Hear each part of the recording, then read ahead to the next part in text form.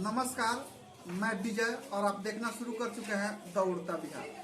आज हम पहुंचे हैं गोपालगंज जिले के बरौली विधानसभा में। बरौली विधानसभा में हम बात करेंगे रवि कुमार मुन्ना। रवि कुमार मुन्ना जी जो अभी तत्काल में जिला प्रवक्ता है मुखिया संघ के और आरजेडी के जिला प्रवक्ता रह चुके हैं। उनसे हम जानेंगे आज के चुनावी माहौल के बारे में, चुनावी उथल पुथल के बारे में। मुन्ना जी, स्वागत है आपका। बहुत शुक्रिया, धन्यवाद। शुक्रगुजार हूँ मैं आपका कि आप इतना दूर से चल के और आज गोपालगंज जिला के बरौली विधानसभा का हाल चाल जमीनी स्तर की जानकारी प्राप्त करने के लिए आए हैं। बहुत बहुत धन्यवाद सबसे पहले आप। अभी बरसात का मौसम शुरू हो चुका है, चुनावी पारा बहुत हाई है। उसको लेकर जिले में अलग अलग नेताओं के अलग अलग पार्टियों का लगभग तैयारी शुरू हो चुका है। सभी पार्टियां, जितनी भी पार्टियां बिहार में चुनाव लड़ रही हैं, उनके जो भी कैंडिडेट हैं वो सब क्षेत्र में निकल चुके हैं। उसको लेकर अभी क्या माहौल है इधर का? देखिए, माहौल तो गर्मा गर्म, सही बात है कि अभी जो मौसम चल रहा है, सावन का पावन महीना चल रहा है और भोलेनाथ का पवित्र महीना में सब लोग प्रयास यही करते हैं कि सावन के पावन महीने से ही शुरुआत करें जनता दर्शन का। तो सभी पार्टी के लोग लगे हुए हैं। और ये बरौली विधानसभा की जहाँ तक बात है तो बरौली विधानसभा में कई पहलवान लंगोटा कसे हुए हैं। अब देखिए, एक पक्ष की तो लड़ाई समझिए कि लगभग क्लियर है, जो वर्तमान विधायक हैं, और दूसरे पक्ष आरजेडी ही रहेगा जहाँ तक। तो आरजेडी का पहलवान अभी तक क्लियर नहीं किया गया कि कौन पहलवानी में उतरेंगे और कौन यहाँ से चुनाव लड़ेंगे। और चुनाव लड़ने की जहाँ तक बात है तो जब तक कैंडिडेट क्लियर नहीं हो जाता है कि कौन सामने होगा, किसके बनाम किसका लड़ाई होगा, खास तौर से बरौली विधानसभा का लड़ाई जब से हम लोग सही से अपना होश संभाले हैं और राजनीतिक समझ बुझ रखे हैं, तब से बरौली का लड़ाई तो यही रहा है कि चाहे जहां से लड़ाई शुरू हो, जहां खत्म हो, लेकिन अंतिम समाप्ति जो होता है वो आरजेडी और बीजेपी के बीच में होती है। अभी भी मुकाबला ऐसा ही देखा जा रहा है, आरजेडी बनाम बीजेपी। आरजेडी अभी कहां तक सक्सेस होगी, क्योंकि लगातार यहां पर बीजेपी का विधायक रहे हैं, अभी भी बीजेपी के सिटिंग विधायक हैं।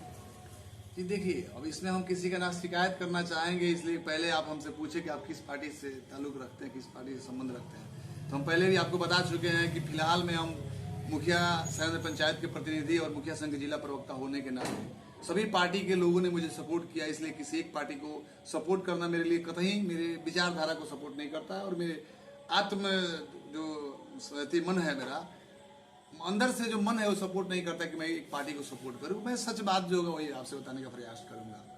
देखिए, सही बात यह है कि बरौली विधानसभा का जो स्थिति है, तो बरौली विधानसभा की स्थिति यह रहेगा कि सामने वाला कैंडिडेट पे डिपेंड करता है कि लड़ाई कितना धारदार होगा।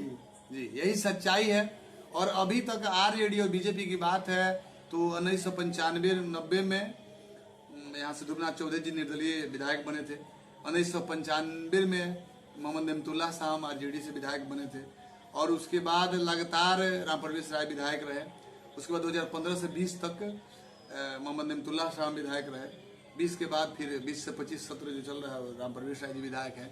देखिए, बरौली शांति और प्रिय जगह है, प्रेम और शांति पर यकीन करने वाले लोगों को विश्वास करती है। और बरौली ही नहीं, गोपालगंज जिला की सबसे बड़ी खूबसूरती यही है कि इस जिले में जो नेता जितना शिथिल, जितना शांत, जितना प्रेम और शांति का विचारधारा लेके अपने जीवन को व्यतीत करेगा, अपनी विधानसभा को चलाएगा, उतना लंबा समय तक वो इस विधानसभा के पद पे पदस्थापित रह सकता है। जैसे मैं आपको बता दूं कि इस गोपालगंज जिले में लगातार विधायक रहने वाले व्यक्ति आपको सुभाष सिंह थे, सदर विधायक गोपालगंज। उनके अंदर एक पर्सनल क्वालिटी थी कि वो व्यक्ति किसी का विरोध नहीं करते, वो लगातार रहे विधायक। उसके बाद आप बरौली विधायक, पूर्व विधायक हो या वर्तमान विधायक, मोहम्मद नेमतुल्लाह साहब भी पढ़े लिखे एजुकेटेड व्यक्ति थे, LLB किए हुए व्यक्ति, हाईकोर्ट के वकील है। वो भी सत्ता में रहने के बावजूद भी कभी किसी का खुल के विरोध नहीं किए। और राम प्रवेश राय जी का भी विचारधारा इस तरह का रहा है कि ये भी व्यक्ति कभी खुल के किसी का विरोध ओपन मंच से नहीं किए। तो यहाँ बरौली के जितने भी दर्शक है वो लोग हरदम कहा करते थे कि राम रहीम की जोड़ी है। और देखिए यहाँ बैकुंठपुर का यह मापदंड रहा है कि बैकुंठपुर में जो भी विधायक रहे हैं, तेज तरार रहे इसके पहले, जैसे आपको एक बार मंजीत सिंह रहे, तो मंजीत सिंह भी बहुत युवा सोच विचार और बहुत रफ्तार में काम करने वाले व्यक्ति रहे, लेकिन दोबारा नहीं जीते। मिथिलेश तिवारी भी अपने आप को एक रणनीति का स्तंभ समझने वाले बहुत जुझारू काम करने वाले व्यक्ति हैं, लेकिन अपनी जीत की पुनरावृत्ति नहीं कर पाए। और अभी वर्तमान में समझ जाइए कि प्रेम शंकर जी, तो अभी तो लड़ाई और चुनाव बाकी है, क्या विचारधारा होगा, क्या जीतेंगे कि नहीं, दोबारा फिर लौट के आएंगे कि नहीं, उनका अपना सोच विचार और जनता का मन की बात है। लेकिन गोपालगंज जिला जो है, गोपालगंज जिला हरदम शांति और प्रिय लोगों को पसंद की है। और बरौली की जनता की यही पुकार है कि जो व्यक्ति चुनाव लड़े, प्रेम और शांति पर विश्वास रखता हो, विधानसभा के विकास के हित की बात करे, विधानसभा के हित में सोचे और विधानसभा की तरक्की के लिए काम करे। इसी तरह की सामने वाले कैंडिडेट का इंतजार है बरौली के तमाम दर्शकों। अभी बरौली में जी लगातार विधायक रहने के बाद विकास का क्या रफ्तार है? देखिए, अभी विकास के रफ्तार में खुद एक जिम्मेवार पद पे पदस्थापित हूँ। किसी व्यक्ति पे मैं पहले बोला कि किसी पार्टी बन के कटाक्ष करना मेरे जुबान को शोभनीय नहीं लगता है, मुझे शोभा नहीं देता। लेकिन जो जितना काम किए हैं ठीक किए हैं। सच्चाई बात यही है कि कुछ बातों के लेके विरोध चल रहा है, वो चीजें होनी चाहिए बरौली विधानसभा में, और उनके द्वारा आश्वासन भी दिया जाता है कि हमने ये लेटर निकलवाया, हमने यहाँ बस किया, हमने यहाँ इस चीज को प्रस्ताव दिया। तो क्या सच्चाई है, जब तक जमीनी स्तर पे उतर नहीं जाता उस चीज को बताना मुश्किल है। लेकिन जो जितना रहता है, देखिए जो फंड होता है विधानसभा में, विधानसभा क्षेत्र का जो फंड होता है, विधायक बहुत तेज हो या बहुत धीमा हो, जो मूल चीजें होती है विधानसभा के अंतर्गत जो कोष खर्च करनी होती है, वो तो कोई विधायक कर ही देता, कर देगा। अब मूल बात रहती है कि अगर बहुत तेज तरार जोश जुनून जाजवा के साथ करने वाला अगर विधायक रहेगा तो बहुत सारा वो भी फंड खींच के लाता है जो विधानसभा के अंतर्गत नहीं आता है, अलग विभाग से लाता है, अलग जगह से लाता है, सरकार से छीन के लाता है, सरकार से पकड़ बना के लाता है, सत्ता सरकार में रहने का उसका सही उपयोग करता है, सही फायदा उठाता है। उस तरह का फायदा अभी बरौली विधानसभा को उस तरीके से नहीं मिल पाया, ये बात सच्चाई है। वैसा विधायक नहीं मिल पाया है। जी बिल्कुल, उस तरह का कोई चीज बरौली के जनता को वो चीजें नहीं मिली। अभी जो 2025 का विधानसभा का चुनाव होने वाला है, उस पर कौन सा मुद्दा हावी रहेगा? अब देखिए, जहां तक हमको सुनने में आ रही है तो विधानसभा 2025 का चुनाव जो होने वाला है, हमें लगता है कि वर्तमान विधायक जी भी शायद अनाउंसमेंट मुंह से कर चुके हैं कि उनके पुत्र चुनाव लड़ने की तैयारी में, अगर पार्टी टिकट देती है तो राकेश सिंह जी चुनाव लड़ेंगे। और इधर राष्ट्रीय जनता दल की बात है तो राष्ट्रीय जनता दल में कई नाम चल रही है लगातार।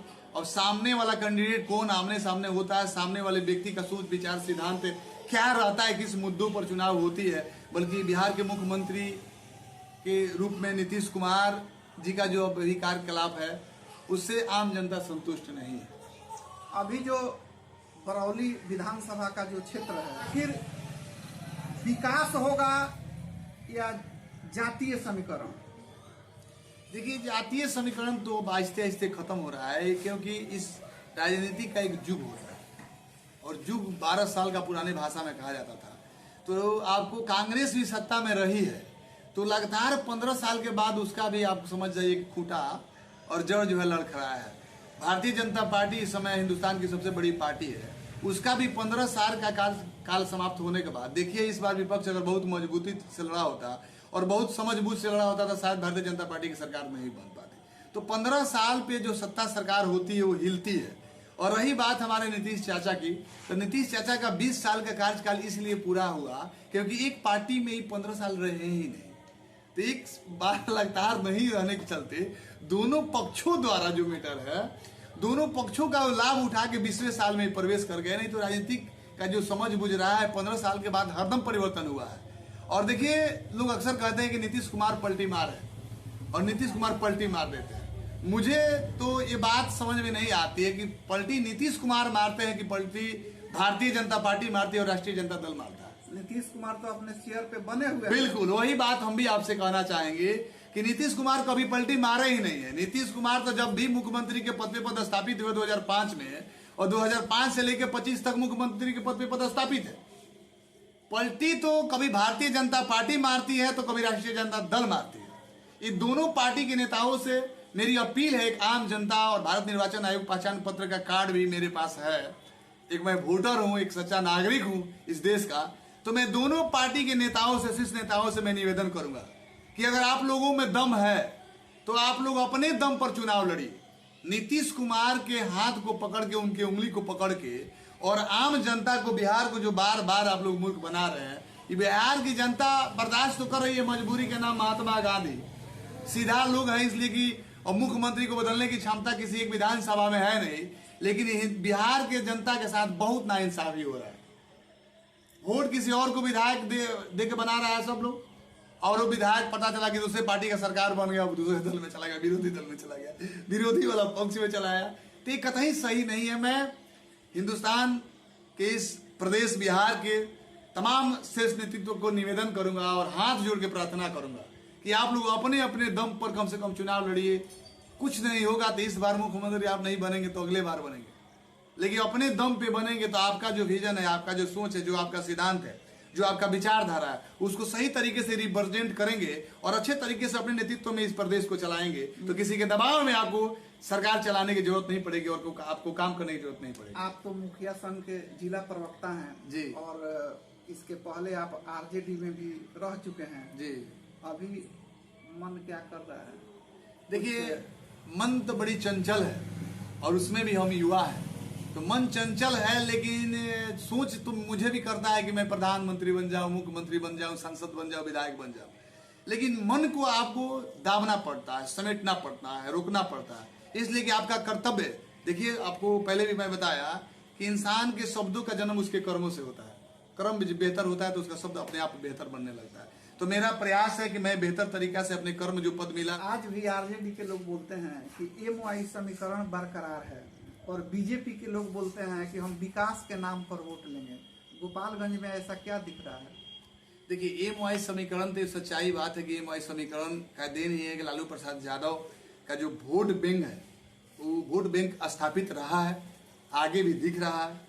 और इस बार तो आपको भारतीय जनता पार्टी जिस तरीके से, आपको समझ जाइए कि वॉफ बिल वगैरह इस तरह का जो बिल लाई, और उसमें जिस तरीके से तेजस्वी यादव ने बोला कि बिल आएगा तो फाड़ के फेंक देंगे, तो जितने भी हमारे मुस्लिम भाई इधर उधर दिग्भ्रमित हो रहे थे, उसमें सभी लोग सोचे कि नहीं, मेरा आवाज उठाने वाला एक ही नेता जिसका नाम तेजस्वी है, मुस्लिम वोट इस बार गोटा हो चुका है, वो चला गया है आरजेडी के खेमे में। यादव पहले से आरजेडी में, पहले से लोग एका दो का छोड़ के लोग हइये हैं। लोकसभा चुनाव में तो ऐसा नहीं दिखा। देखिए, लोकसभा चुनाव, देखिए होता क्या है, लोकसभा और विधानसभा में कुछ बुद्धिजीवी वर्ग के लोग हैं इस देश में, इस राज्य में, वो कहते हैं कि देखो जादू जी लो, ये बात के सोचा समझो, अब की बारी तू नरेंद्र मोदी के देश में प्रधानमंत्री बनाओ, बिहार में जब चुनाव हुई तो हमने तेजस्वी को मुख्यमंत्री बनाया।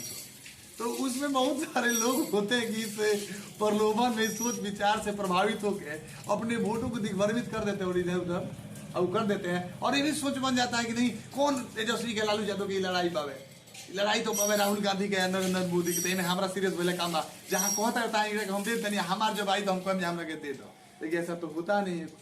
आप जनता से क्या अपील करेंगे 2025 विधानसभा को लेकर? 2025 विधानसभा को लेकर हम यही अपील करेंगे कि आप किसी का सुनिए नहीं, किसी से प्रभावित मत होइए, अपना सच्चा मन, पवित्र हृदय, निछल विचार से पूछिए कि मैं किसको सपोर्ट करूं, किसको सपोर्ट करूं कि मेरे बाल बच्चा, नाती पोता जो भी व्यक्ति है, वो व्यक्ति कैसे अपने जीवन को अच्छे तरीके से संचालित कर पाएगा। एक सेफ जगह पे, एक सुरक्षित जगह पे अपने वोट को करें, और आप अपने विवेक से करें, किसी के बहकावे में, किसी के चढ़ावे में, किसी को दिग्भ्रमित करने से, किसी के बता देने से अगर आप अपना एक वोट किसी को दे देते हैं तो 5 साल में एक बार आपको मौका मिलता है मुख्यमंत्री चुनने का, जो आपके बिहार के फैसले को, ठीक है, क्लियर करेगा। और 5 साल में एक बार आपको मौका मिलता है इस देश के प्रधानमंत्री का चुनाव करने का। तो चाहे कितना भी ताकतवर कोई भी व्यक्ति क्यों ना हो, कितना भी बेकार व्यक्ति कोई क्यों ना हो, वोट जब एक आप देंगे तो एक ही गिनती होगी। तो आप अपने एक वोट को यह ना सोचे कि वो हमारा वोट देला से का हुई, सही जगह पे दे, सही व्यक्ति को दे, अपने से सोच समझ के दे, आगे पीछे देखे, दाएं बाएं देखे, ऊपर नीचे देखे, सारा देख के वोट देंगे, एकदम सही जगह।